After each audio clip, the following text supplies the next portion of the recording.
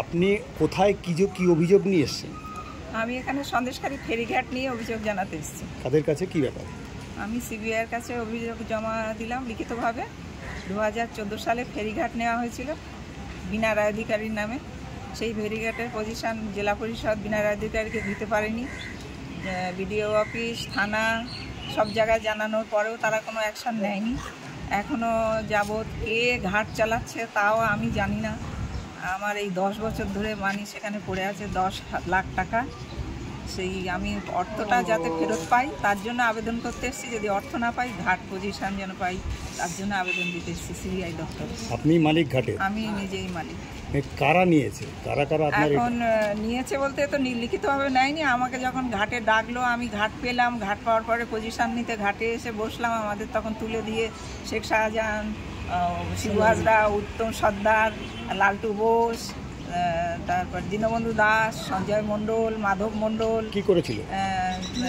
তারপর ছায়েদ গাজী। বরাতটা কি আপনাই পেয়েছিলেন? এরা আমাকে ঘাট থেকে তুলে দিয়ে ওরাই ঘাট চালাতে শুরু করে। আপনারে কোনো টাকা দেয়নি? না, সেই যাবত আর এই যাবত কোনো পয়সা। না, আপনি কি টেন্ডারের মধ্যে অন্তর্ভুক্ত ছিলেন? হ্যাঁ, আমি ডাকে অকশনে গেছি। অকশনে পেয়েছিলেন? বারাসাত জেলা পরিষদ থেকে আমাকে অকশনে ডাকা হয়েছিল।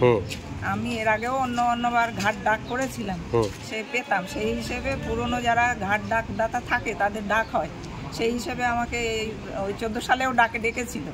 ডাকতে আমি সর্বোচ্চ ডাকদাতা ছিলাম। ডাকের পরে ইনভেস্ট মানি 10 লাখ টাকা জমা দিই। কোথায় জমা দেন? জেলা পরিষদে জমা দেওয়ার পরে তো সরকারি দপ্তর, এই অকশনগুলো তো সরকারিভাবে হয়।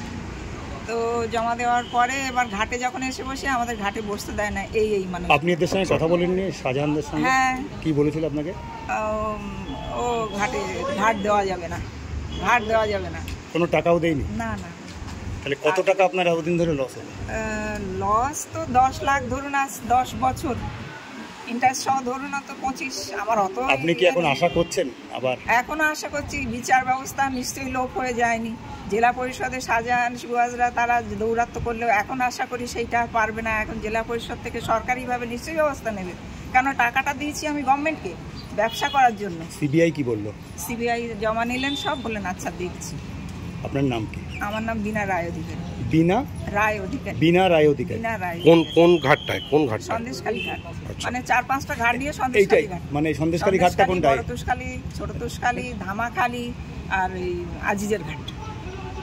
টোটাল কটা ঘাট? এই 4-5টা ঘাট নিয়ে সন্দেশখালী ঘাট।